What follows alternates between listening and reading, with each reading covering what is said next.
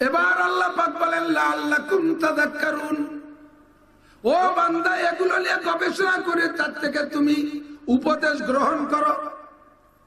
কি উপদেশ গ্রহণ করব? কয় দেখো, এক নম্বর উপদেশ হলো আমি আল্লাহ পাক যাকে যার জন্য বানাইছি সে সেই জায়গায় আছে, সে আর একজনের জায়গায় যাইতে চায় না। মোরগে কোনোদিন কয় না ও মুরগি তোরা আর ডিম পারিস না, আমরা পারবো। মুরগিতে কোনোদিন কয় না যে আমরা ডিম দিতে পারবো না। ও মোরগ তোমরা আর বাঘ দিবা না, এখন এতে বাঘ আমরা দেব। ষাঁড়ে কোনোদিন কয় না গাভীরে আমরা এখন পেটে বাচ্চা ধারণ করব। গাভীতেও কোনোদিন কয় না আর কতকাল বাচ্চা দেবো আর দুধ দেবো, এখন তোমরা ষাঁড়রা দেবা, আমরা গাভীরা হাল চাষ করবো। এ কথা কোনোদিন গাভীতে কয় না। যারে যেখানে দায়িত্ব দেওয়া হয়েছে সে সেখান থেকেই দায়িত্ব পালন করে। আল্লাহ কয় ওয়া খালাকনাকুম আজওয়াজা, হে মানব জাতি তোমাকে আমি জোড়া করে বানাইছি। তোমাদের অর্ধেক বানাইছি পুরুষ আর অর্ধেক বানাইছি নারী। তোমাদেরকে প্রত্যেকটা ডিউটি ভিন্ন করে দিয়েছি, যার যার ডিউটি পালনের জন্য এলেম আলাদা করে দিয়েছি। সৃষ্টিগত ম্যাটেরিয়াল সবারই একই উপাদান দিয়ে তৈরি। আবু আতেশ কাকো বাদো বান্দান, আবু আতেশ কাকো বাদো বান্দান, বামানো তো মুর্দাবা হক জিন্দান। পুরুষে বানাইছে চারটে জিনিস দিয়া, নারীকেও বানাইছে চারটে জিনিস দিয়া। আগুন পানি মাটি বাতাস দিয়ে পুরুষ বানাইছে, নারীকেও বানাইছে আগুন আর পানি আর মাটি বাতাস দিয়া। কথা বলুন ঠিক কি ঠিক না? জন্মসূত্রে একই ম্যাটেরিয়াল দিয়ে তৈরি, একই মায়ের গর্ভে জন্ম নেছে যমজ ভাবে দুইটা সন্তান। আগে ডেলিভারিতে আসছে বাচ্চা মেয়েটা, পরে আসছে ছেলেটা। আগে যেটা জন্ম নেয় স্বাভাবিক ভাবে ওইটা একটু বলিষ্ঠ হয়, একটু বড় হয়, পরে যেটা হয় ওইটা একটু চাপা হয়। জন্মসূত্রে দেখা গেল মেয়েটা একটু বড়, ছেলেটা একটু ছোট। ধীরে ধীরে ওরা বড় হইতে থাকে। দুইজনেরই সৃষ্টি একই জিনিস দিয়া, একই মায়ের গর্ভ, মায়ের পেটে বীর্যের মাধ্যমে তারা তৈরি হয়েছে। এবার একটু যখন বড় হয়ে উঠে ডাইন বাম চিনা শেখে, খেলাধুলা বোঝে, দেখবেন উভয়ের আল্লাহ পাকের কুদরতি সিস্টেমে স্টার্টিং ভিন্ন দিক চলে যায়। ছেলেদের স্টার্টিং ডান দিক চলে যায়, মেয়েদের স্টার্টিং বাম দিক চলে যায়। ছেলেদের রুচি একরকম হয়, মেয়েদের রুচি আর এক রকম হয়। ওইটা শিখাই দেওয়া লাগে না, ওটা বলে দেওয়া লাগে না। ছেলেতে বাপরে কয় আব্বা আমারে ক্রিকেটের বসে কিনে দাও, খুঁটো কিনে দাও, টেনিস বল কিনে দাও, র্যাকেট কিনে দাও, ফুটবল কিনে দাও, বাইসাইকেল কিনে দাও। মেয়েতে মাকে বলে মা আমাকে হাড়ি পাতিল পাটা ভুতো কিনে দাও, চুরি ভিতে ভুতুল কিনে দাও। ওর দিক থেকে চলে যায় বাম দিক, আর এর দিক ডান দিক চলে যায়। কতক্ষণ ঠিক কি ঠিক না? এর কেউ রে শেখানো লাগে না, প্রত্যেকের স্টার্টিং বাম দিক ডান দিক চলে যায়। ছেলেটা জন্মসূত্রে বডিতে চাপা হয়েছিল, মনে হচ্ছিল যেন মেয়েটা হবে 6 ফুট আর ছেলেটা হবে 5 ফুট। সময় মতো টাইম মতো মেয়েটা তার একটা সাইজ আছে 5 ফুট 2 ইঞ্চি 1 ইঞ্চি হয়ে মেয়েটা থেমে গেছে, আর বাড়ে না। তার শারীরিক গঠন পরিবর্তন অন্যভাবে, মেয়েলি বডি গঠন অন্যভাবে। সকালে ঘর পরে তার শরীরের গঠন ভিন্নভাবে পরিবর্তন হয়ে যায়, আর ছেলেটার গঠন ভিন্নভাবে হয়ে যায়। ছেলেটার হালকা হালকা মোছের এক দেয়, শরীরের বিভিন্ন জায়গা বিভিন্ন রকম পরিবর্তন দেখায়। মেয়েটারও ভিন্ন রকম হয়ে যায়। মেয়েটার পক্ষ থেকে বাপে যাবেন আপনি কসমেটিক্সের দোকানে কসমেটিক্স কিনতে, যে বলবেন ও দোকানদার বাবা আমার একটা ফেয়ার এন্ড লাভলি দাও। দোকানদার যুবক জিজ্ঞেস করবে কাকা জেন্টস না লেডিস? আপনি কবেন ফেয়ার এন্ড লাভলি দাও, মা এতে কিনতে কইছে। দোকানদারে কবেন বাবা একটা ফেয়ার এন্ড লাভলি দাও। যুবক কাকা জেন্টস না লেডিস? বুড়ো তো জেন্টস আর লেডিস বোঝে না, বুড়ো মনে করছে জেন না ইনসান। কয় বাবা জেন আর ইনসান বুঝি না, আমার জরিনে মাখাবে। কয় বুঝছি কাকা আর লাগবে না, তাহলে আপনার লেডিস ফেয়ার এন্ড লাভলি লাগবে। এর দ্বারা কি বোঝা যায়? পুরুষের ফেয়ার এন্ড লাভলি একরকম, মহিলাদের ফেয়ার এন্ড লাভলি আলাদা রকম। এর কারণই হলো আল্লাহ পাক জন্মসূত্রে পুরুষের ত্বক একরকম বানাইছে, নারীদের ত্বক ভিন্ন রকম বানাইছে। পুরুষের ত্বকে নারীদের ফেয়ার এন্ড লাভলি লাগাইলে ডিসকালার হয়ে যায়, নারীদের চেহারায় পুরুষের ফেয়ার এন্ড লাভলি লাগাইলে ডিসকালার হয়ে যায়। কুদরতি সিস্টেমে আল্লাহ পাক প্রত্যেককে পৃথক করে দিয়েছে। কতক্ষণ ঠিক কিনা? জন্মসূত্রে ছোট্ট ছোট্ট মুরগির বাচ্চা টের পাওয়া যায় না কোনটা মরগ আর কোনটা মুরগি হবে। একটু বড় হয়ে গেলে পর থেকে পার্থক্য হয়ে যায়। মুরগিটা চেহারা মুরগির মতো হয়, মোরগের বডি ফিগার ভিন্ন রকম হয়।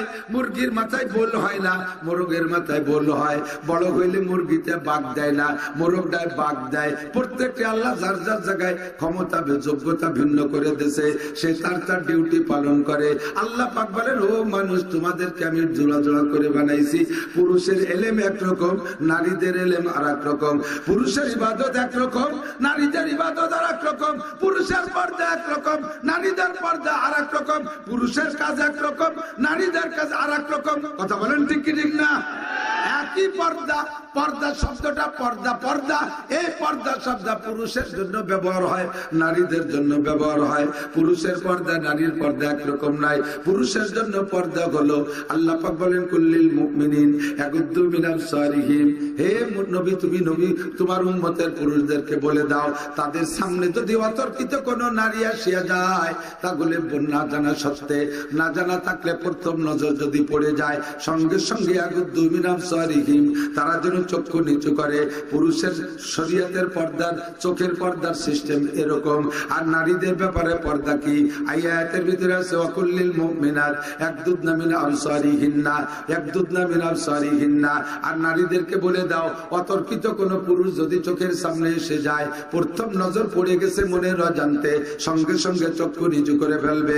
নারীদেরকে বলে দাও, ওয়াকারনা ফি বুয়ুতিকুন্না ওয়ালা তাবাররাজনা তাবাররুজাল জাহিলিয়াতিল উলা। মহিলারা থাকবা ঘরের ভিতরে, তোমরা বাহিরে আসবে না। তোমরা থাকবা ঘরের ভিতরে, বাহিরের কাজ করবে পুরুষে। ট্রাক চালাবে পুরুষে, বাস চালাবে পুরুষে, প্রাইভেট কার পুরুষে, ভ্যান চালাবে পুরুষে, রিক্সা চালাবে পুরুষে, খেত খামারে পুরুষে, বিমান চালাবে পুরুষে, চেয়ারম্যানি করবে পুরুষে, মেম্বারি করবে পুরুষে, এমপিগিরি করবে পুরুষে, বাহিরের যত কাজ আছে সব করবে পুরুষে, রাস্তাঘাটে পুরুষে, ব্যবসা কাজ কর, ব্যবসা বাণিজ্য পুরুষের, হাট বাজারে যাবে পুরুষে। নারীরা তোমরা ওখানে যাবা না। করনা ফি বুয়ুতিকুন্না, তোমাদেরকে আল্লাহ পাক বানাইছে ঘরের সাজ হিসাবে। যার যার জায়গায় সেই সেই ওয়াজ করবে পুরুষে, বয়ান করবে পুরুষে, ভাষণ দেবে পুরুষে, জোরে বলেন, শাসন করবে পুরুষে, মসজিদের ইমাম পুরুষ, ঈদগার ইমাম পুরুষ, জানাজার ইমাম পুরুষ, ওয়াজ নসিহত পুরুষের, বয়ান করবে পুরুষ। মহিলাদের পায়ের আওয়াজ পর্যন্ত পর্দায় রাখা ফরজ। তোমাদের পায়ের আলাদা পর্দায় রাখা ফরজ। কোরআন শরীফের ভিতরে আসছে, আল্লাহ পাক বলেন, নারীরা যদি বাড়ির চার দেওয়ালের ভিতরে, বাড়ির ভিতরে বিচরণ করে, হাঁটা চলা করে, এত স্লো গতিতে পা রাখবে মাটিতে, যাতে তার গায়ে কোনো জাকুনি না লাগে। আর জাকুনি যদি লাগে, শরীরে অলংকার থাকলে তার একটা শব্দ, ওই শব্দ অল টপকাইয়া যদি বাহিরে পর পুরুষের কানে যায়, তাহলে যতজন পুরুষ ওই আওয়াজ শুনবে, অতজন পুরুষের সাথে ওই মহিলার সাথে জিনার গুনাহ লেখা হবে। যার যার জায়গায় সেই সেই থাকো। মহিলারা পুরুষের জায়গায় আইসো না, পুরুষরা মহিলার জায়গায় যাবে না। যার যার কাজ সেই সেই করো। এবার যার যার কাজ সেই সেই করতে তার তার এলেম লাগবে। কথা কন, আমরা পুরুষ আমাদের নামাজ আলাদা কায়দায়, নারীদের নামাজ আলাদা কায়দায়। আল্লাহ নবী বলেন, তালাবুল ইলমি ফারিদাতুন আলা কুল্লি মুসলিমিন ওয়া মুসলিমাত।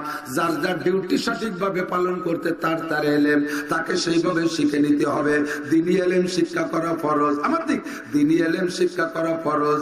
এলিমেন্ট এভরিবডি, যার যতটুকু লাগবে তার ততটুকু শিক্ষা করা ফরজ। ফরজ যে ফরজ হিসেবে বিশ্বাস করা ফরজ, শিক্ষা করা ফরজ। কথা কি বোঝা যাচ্ছে? ফরজ ফরজ শরীয়তের বিধান, আমলীয় অর্জনীয় হলো 1 নম্বরে ফরজ, 2 নম্বরে ওয়াজিব, 3 নম্বরে সুন্নাত, সুন্নাতে মুআক্কাদা, 4 নম্বরে মুস্তাহাব, 5 নম্বরে আরেকটা রাখা হয়েছে নফল, 6 নম্বরে বলা যায় মুবাহ।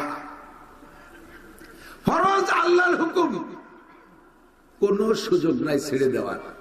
ওয়াজিব আল্লাহর হুকুম, কোন সুযোগ নাই ছেড়ে দেওয়ার। সুন্নতে মুআক্কাদা, নবীর আমল ও কওল ও ফেল, কাজ ও হুকুম, কোন সুযোগ নাই ছেড়ে দেওয়ার। মুস্তাহাব, করলে ভালো, না করলে গুনাহ নাই, করলে নেকি আছে, না করলে গুনাহ নাই। নফল, করলে নেকি আছে, না করলে নেকি নেই। মুস্তাহাব আর নফলকে একও বলা হয়। আরেকটা হলো মুবাহ। করলে গুনাহও নাই, না করলে নেকিও নাই, না করলেও নেকি নাই, না করলেও গুনাহ নাই। আর নিষেধের যেগুলো 1 নম্বরে হারাম, 2 নম্বরে মাকরুহে তাহরিমি, 3 নম্বরে মাকরুহে তানজিহ। 1 নম্বরে হারাম, কোন অবস্থাতেই করার অনুমতি নাই। মাকরুহে তাহরিমি, এটাও করার অনুমতি নাই। 3 নম্বরে মাকরুহে তানজিহ, এটা সগীরা গুনাহ, যদিও করার অনুমতি নাই, তবে যদি ভুল ক্রমে হয়ে যায় আল্লাহ পাক বলেন ইন তাজতানিবু কাবাইরা মা তুনহাউনা আনহু নুকাফির আনকুম সাইয়্যাতিকুম ওয়া নুদখিলকুম মুদখালান কারীমা। হে বান্দা, যদি তুমি কবিরা গুনাহগুলো, হারাম আর মাকরুহে তাহরিমি গুলো ছেড়ে দিতে পারো, এগুলো পরিহার করে চলতে পারো, তোমার জিন্দেগিতে চলার পথে অতর্কিত মাকরুহে তানজিহ সগীরা গুনাহগুলো হয়ে যাবে। নুকাফির আনকুম সাইয়্যাতিকুম, আমি আল্লাহ তাআলা নিজ গুণে তোমার সগীরা গুনাহ বিনা তওবায় ক্ষমা করে দেব। আল্লাহ পাক বলেন আকিমিস সালাতা তারাফাইন নাহারি ওয়া যুলাফাম মিনাল লাইল ইন্নাল হাসানাতি ইউযহিবনাস সাইয়্যাত যালিকা যিকরা লিয-যাকিরিন। আমার নবী বলেন as-সালাওয়াতুল খামস ওয়াল জুমআতু ইলাল জুমআহ ওয়া রমাদানু ইলা রমাদান মুকাফফিরাতুম মা বাইনাহুন্না ইযা ইজতানাবাল কাবায়ের। হে বান্দা, ভালো করে শুনে নাও, বড় আল্লাহর রাসূল আমাদের জন্য অফার ছেড়ে দিয়েছেন। আল্লাহর নবী বলেন আমার হাতের দিকে তাকান, বহুবার হয়তো দেখাই থাকতে পারি, আমার হাতের দিকে তাকান, আবারও স্মরণ রাখেন, প্রত্যেকটা মানুষের হাতের আঙ্গুলকে স্বাধীনভাবে ফাঁকা করলে সিস্টেমটা এমন হয়, একটু ট্রাই করে দেখতে পারেন। জিরা যদি যাক তাতে সব ফাঁকা কি সমান? এইটা একটু বেশি, এরপরের গুলো পাশাপাশি সমান সমান, আর এখান থেকে এইটার মাথা অনেক দূর, ঠিক না? আল্লাহ নবী বলেন as-সালাওয়াতুল খামস, 5 ওয়াক্ত নামাজ তোমার হাতের 5টা আঙ্গুলের মতো। এইটা তোমার ফজরের ওয়াক্ত, বৃদ্ধাঙ্গুলের মাথায় ফজর, শাহাদাত আঙ্গুলের মাথায় তোমার যোহর। এই জায়গা ফাঁকাটা মাঝারি ধরনের, ফজরের নামাজ পড়ছো, যোহরের নামাজ পড়ছো, 2 নামাজের মাঝখানে যত মাকরুহে তানজিহ আর সগীরা গুনাহ 2 নামাজের ওসিলায় আল্লাহ তাআলা শেষ করিয়া দেয়। এরপরে আসর, মাগরিব, ঈশা ছোট ছোট পাকা, পরিমাণ মতো কাছাকাছি দূরত্ব। মাগরিবের তে ঈশা, মাগরিবের তে ঈশা, আসরের তে মাগরিব যতটুকু টাইম, মাগরিবের তে ঈশাও কিন্তু তার চেয়ে কম না। ঈশার নামাজ মাগরিবের ওয়াক্ত হওয়ার থেকে ঈশার আউয়াল ওয়াক্ত পর্যন্ত বাংলাদেশে 1 ঘন্টা 12 মিনিটের ডিস্টেন্স। 1 ঘন্টা 12 মিনিট, এর মধ্যে কোনো মাকরুহ ওয়াক্ত নাই। এর ভিতরে যখনই বলবেন পূর্ণ নামাজ হবে। আসরের নামাজের শেষ দিক দিয়ে যে বেলা লাল হয়ে গেলে মাকরুহ হয়ে যায়। টাইম প্রায় সমান সমান। যোহর, আসর, মাগরিব, ঈশা এই 2-3টের ভিতরে পরিমাণ মতো এই 3টে ফাঁকা। এইটা হলো ফজর, এইটা যোহর মাঝারি, এরপরে 3টে ছোট ছোট, এইটা হলো ঈশা, ঈশা থেকে ফজর পর্যন্ত বুড়ি আঙ্গুলের মাথা পর্যন্ত লম্বা একটা গ্যাপ, এইটা হলো ঈশা, আর এইটা হলো ফজর, এই লম্বা গ্যাপ। আল্লাহ নবী বলেন as-সালাওয়াতুল খামস, যে ব্যক্তি 5 ওয়াক্ত নামাজ যথারীতি ঠিক করে পড়বে, 2 নামাজের মাঝখানে যত সগীরা গুনাহ হবে, যত মাকরুহে তানজিহ হবে, আল্লাহ পাক রব্বুল আলামিন এই 5 ওয়াক্ত নামাজের বিনিময় তোমার এই 5 ওয়াক্ত নামাজের গ্যাপের সব সগীরা গুনাহ মাফ করিয়া দেয়। একটা ফিল্টার মুমিনকে আল্লাহ পার করার জন্য, মাফ করার জন্য 3টে ফিল্টার করেছেন, 3টে ফিল্টার রেখেছেন। আপনাদের দিক আয়রন আলা পানি, টিউবওয়েলের পানিতে যদি আয়রন থাকে, ওইটা বিভিন্ন প্রকারের কৃত্রিম ফিল্টার আসছে। আমরা আগে পাবলিক ফাংশনে ফিল্টার বানাইতাম মাটি হাড়ি দিয়ে, মনে আছে নাকি? কোনো কড়ি বাড়ি দেখছেন নাকি? মাটি হাড়ি দিয়ে পানি ফিল্টার করা যায়, লাস্টে পানিতে বিলকুল কোনো আয়রন থাকে না। এই জায়গা 3টে হাড়িতে ফিল্টার করে। উপরের হাড়ির ভিতরে দিতে হয় কয়লা, 2 নম্বর হাড়িতে দিতে হয় পাথর, 3 নম্বর হাড়িতে দিতে হয় বালু। 1 নম্বরটা কয়লা, 2 নম্বরটা পাথর, 3 নম্বরটা হলো বালু। 3টে ফিল্টারে ফিল্টারিং হওয়ার পরে নিচে একেবারে স্বচ্ছ পানি যায়, আয়রন আর্সেনিক কিচ্ছুই থাকে না। আল্লাহ পাক বলেন মুমিনদের জান্নাতে দেওয়ার জন্য নবী পাক যেভাবে বলেছেন, হয় তোমার জিন্দেগিতে 3টে ফিল্টারিং হয়, প্রত্যেক বছর 3টে ফিল্টারিং হয়। 1 নম্বরে 5 ওয়াক্ত নামাজে ফিল্টারিং, তোমার 2 নামাজের মাঝখানে কোনো সগীরা গুনাহ থাকে না। 2 নম্বরে ওয়াল জুমুআ তুইলাল জুমুআ, দ্বিতীয় নম্বর ফিল্টার পাথরের ফিল্টার, এই জায়গা থেকে পাথরের হাড়ি। এটা হলো গত জুমার নামাজ পড়েছো, আবার আগামী জুমায় নামাজ পড়বা। 2 জুমার মাঝখানে যে 6 দিন আছে, 2 জুমার ওসিলায় আল্লাহ তাআলা মাঝখানের 6 দিনের সব সগীরা গুনাহ মাফ করিয়া দেয়। আর কোন আয়রন থাকে না, সেকেন্ড আয়রন। 3 নম্বর ফিল্টার হলো আল্লাহ নবী বলেন রমাদান ইলা রমাদান, গত রমজানে রোজা রেখেছো, আগামী রমজানে রোজা রাখবা। রাজি আছেন তো ইনশাআল্লাহ? জোরে বলেন রাজি। রোজার ব্যাপারে ইনশাআল্লাহ না, রমজান মাস পাওয়ার ব্যাপারে ইনশাআল্লাহ। রমজান যদি ইনশাআল্লাহ পাই তাহলে রোজার ব্যাপারে হলো রাখবই। কোন একটু রাখবেন? রোজা রাখবই ইনশাআল্লাহ। রমজান পাইলে ইনশাআল্লাহ কার সাথে? রমজানের সাথে, রোজার সাথে না। রোজার সাথে ইনশাআল্লাহ কইলে আপনার ঈমান হয় নাই। নামাজের সাথে ইনশাআল্লাহ বললে ঈমান হবে না, হজের সাথে ইনশাআল্লাহ বললে ঈমান হবে না, যাকাতের সাথে ইনশাআল্লাহ বললে ঈমান হবে না। এগুলো তৌফিক আর সুযোগ আর সময়ের সাথে হবে ইনশাআল্লাহর সেটিং। ইবাদতের ব্যাপারে হবে নামাজ পড়বই, রোজা রাখবই, হজ করবই, যাকাত দেবই, পর্দা করবই, হালাল খাবই, মদ খাবই না, বিড়ি খাবই না, জিনা করবই না, মিথ্যা বলবই না, দুষ্কৃতি করবই না, জুলুম করবই না, আইন ঠেলবই না, মিথ্যা সাক্ষী দেবই না, মিথ্যা মামলা করবই না, অকথ্য ভাষায় গালাগালি করবই না, বেপরদা করবই না। কথা বলেন? এর সাথে হলো এইভাবে আর ওর সাথে ওইভাবে আমাদের প্রতিজ্ঞাবদ্ধ হইতে হবে। আল্লাহ নবী বলেন 3 নম্বর ফিল্টার, গত রমজানে রোজা রেখেছো, আগামী রমজানে রোজা রাখবা। 3 নম্বর বালির ফিল্টার হয়ে যাবে। বালির ফিল্টার ফাইনাল ফিল্টার। এই ফিল্টারের পরে, এই হাড়ির পরে আর যারা পরিমাণ কিছু যায় না। সারা বছর যা করছো না করছো, রমজান মাসের রোজাটা কায়দা মতো ফিল্টার। যে রাখবে রোজা তার নফস হবে সোজা। যত যত বাহাদুর হোক না কেন, 16-17 ঘন্টা জ্যৈষ্ঠী মাসে রোজা যদি হয় আর যদি খরা হয়, আসরের পরে আর কোনো হুলুক থাকে না। সোজা না কুজো হয়ে যায়। নফস হয় সোজা, বডি হয় কুজা। ঠিক না? যত সুন্দরী ভাইয়া সামনে এনে দেওয়া আছে, সবাই আন্নে না মানা তুই রাত্রি আছিস, জন্মের সুজা হয়ে যায় নফস। এজন্য নবী বলেন ফালাইকা বিসম ফাইন্নাহু বিজা। এই যার বিয়ে করার মতো তৌফিক নাই, তুই বিয়ে করিস না, তবে আকাম করে বেড়াইস না, তুই থাকবি রোজা। ফাইন্নাহু বিজা, তার নাম হলো সুজা। 3 নম্বর রমজানে রোজা রাখলে নফস কন্ট্রোল হয়ে যায়, নফস সুজা হয়ে যায়। মাঝখানে 11 মাসের সগীরা গুনাহ সব মাফ। আল্লাহ পাক রব্বুল আলামিন আমাকে আপনাকে জান্নাতে দেওয়ার জন্য বহুত চেষ্টা, বহুত প্রচেষ্টা, বহুত ব্যবস্থা রেখেছেন। কথা বলুন ঠিক কি ঠিক না? সগীরা গুনাহ এমন করে মাফ হয়ে যায়, কবিরা গুনাহ ছেড়ে দিতে হবে, কবিরা গুনাহ ছেড়ে দিতে হবে। নবী পাক সাল্লাল্লাহু আলাইহি ওয়াসাল্লাম সাহাবায়ে কিরামদেরকে নিয়ে বয়ান করতেছেন। ইতিমধ্যে হুজুর একটা হাদিস শোনানোর জন্য সাহাবায়ে কিরামদেরকে ডাক দিয়ে বললেন, হযরত আবু হুরায়রা থেকে বর্ণনা, قال আবু হুরায়রা রাদিয়াল্লাহু তাআলা আনহু قال النبي صلى الله عليه وسلم ما يأخذ مني خمس خصال فيعمل بهن। এ তোমাদের মধ্যে কে আছো আমার থেকে 5টা যোগ্যতা অর্জন করবা, আমি 5টা যোগ্যতা অর্জনের প্রস্তাব রাখি, কে আছো তোমরা নিবা।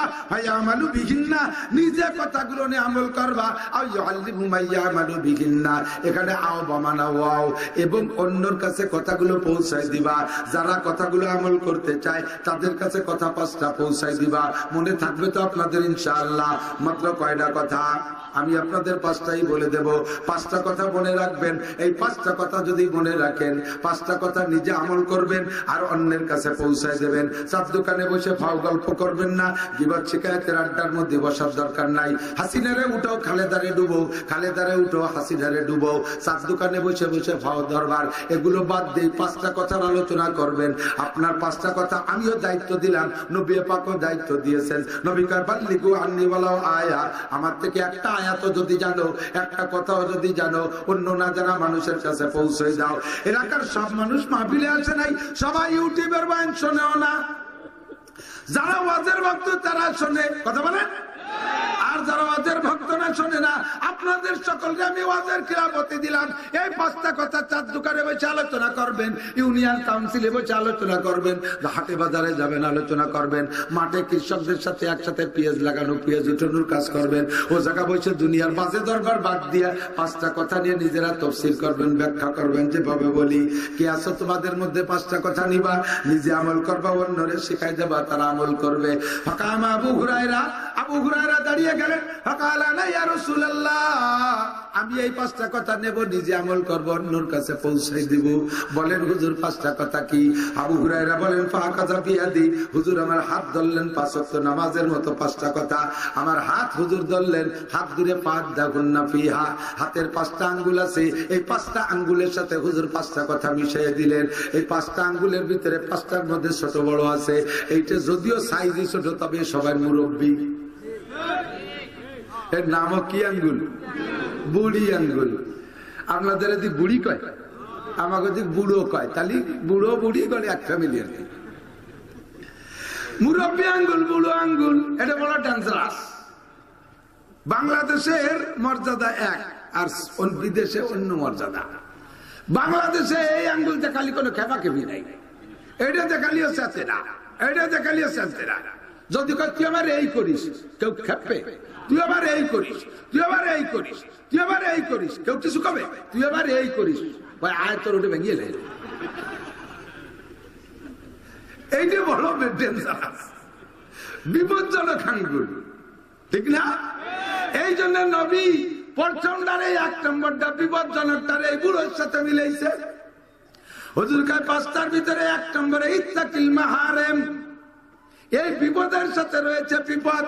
ইত্তাকিল মাহারেমা, হে দুনিয়ার মানুষ তোমরা সকলে জেনে নাও, আমার নবী বিশ্ব নবী, দরদের নবী, বড় মায়ের সাথে তোমার এই ফিল্টারিং কইরা তোমার থেকে আয়রন আর আর্সেনিক মুক্ত কইরা পরিষ্কার করে জান্নাতে দেওয়ার জন্য 5টা কথা বলেছেন।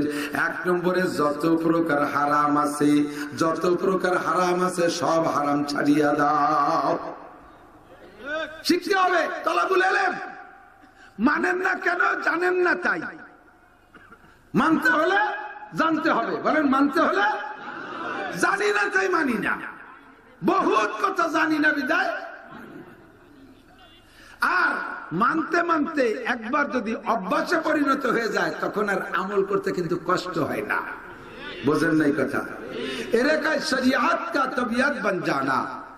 শরিয়াত যদি তবিয়তে পরিণত হয়ে যায়, ইসলাম যদি আমার চরিত্র হয়ে যায়, তখন আর ইসলামের করুণা আমল করতে কষ্ট হয় না। চক্ষু বন্ধ করে মিলেই দেখেন, ফজরের নামাজ জামাতে পড়ার অভ্যাস হয়ে গেছে। যত শীত হোক আর যত যাই হোক না কেন, ওই লোকটারে ল্যাপে টেনে রাখতে পারে, ওর মসজিদের সাথে নফস সেট হয়ে গেছে। দাড়ি রাখার অভ্যাস হয়ে গেছে। যারা দাঁড়িয়ে রাখছে, আমাকে দাড়িতে কি চুল কই নাকি? যারা রাখে নাই তাদের দাড়ি রাখাইতে গেলে কষ্ট হয়, তাদের চুলকায়, খাই জয়, নানান যাবে না, বহুত সমস্যা। শরিয়াত যদি তবিয়ত বনে যায়, দস্তরখান ছাড়া খানা খান না। অভ্যাস হয়ে গেছে দস্তরখানে খানা খাওয়া। এখন খানা খাইতে গেলে দস্তরখান ছাড়া বসতেই মনে চায় না। অভ্যাস হয়ে গেছে ডান হাতে পানি খাওয়া, বাম হাতে খাইতেই পারবেন না। অভ্যাস হয়ে গেছে ডান হাতে চা খাওয়া, অভ্যাস হয়ে গেছে আর বাম হাতে চা খাইতে গেলে দেখবেন কাঁপবে, জায়গা মতো মুখ মতো যায় না। এই বাম হাত তো দিশে পায় না, অন্য জায়গা দিয়ে লাগাই দেয়, উল্টো পাল্টা হয়ে যায়। শরিয়াত আপনার যদি ডান হাতের সাথে সেট হয়ে যায়, আর কখনো কোনো বিরক্ত বোধ হয় না। মসজিদে ঢোকার সময় ডান হাতে ডান পায়ে ঢোকা অভ্যাস হয়ে গেছে। জিন্দেগিতে ভুল করে বাম পাশে যাবে না। মোটরসাইকেল চালানোর মতো অটো হয়ে যায়। প্রথম যেদিন মোটরসাইকেল চালানো শিখছেন, যারা চালাইতে পারেন তারা আমার সাথে সাক্ষী দেন, তখন সব কিছু করা লাগে বহুত খেয়াল করে, মনে করে করে একটা করতে যায় আর একটা হয়ে যায়। গিয়ার সামনে বাড়া দিলে গিয়ার হয়, ভুল করে পিছনে বাড়া লেগে যায়, উল্টো পাল্টা হয়ে যায়। সিগন্যাল লাইট জ্বালাতে মনে থাকে না, ভিট আইছে সে জায়গা ক্লাস ব্রেক করতে মনে থাকে না, হরেন দিতে মনে থাকে না, কোনো এলোমেলো হয়ে যায়। প্রত্যেকটা মনে করে করে করা লাগে, কতক্ষণ ঠিক না? না। এরপরে যখন মোটরসাইকেল আপনার রানিং হয়ে যায় 2-5 বছর 2-5 মাস চালাইতে চালাইতে যখন অভ্যাস হয়ে যায় তখন আর কিছু মনে করা লাগে না। কখন ক্লাস ধরতে হবে অটো হাতে ক্লাস করে ফেলে, কখন গিয়ার কমাইতে হবে তখন পায়ে অটো গিয়ার কমাই ফেলে, পিক আপ কোন জায়গায় কমাইতে হবে বলা লাগে না, হরেনের জায়গায় সুইচের পর আঙ্গুল এমনি চলে যায়, একটাও মনে করা লাগে না। কানে মোবাইল রেখে গল্প করতেছে আর গাল কাটতে এরকম চালাতে তালিয়েছে, একটা মনে করা লাগে না। মোটরসাইকেল স্বভাবের সাথে সেট হয়ে গেছে।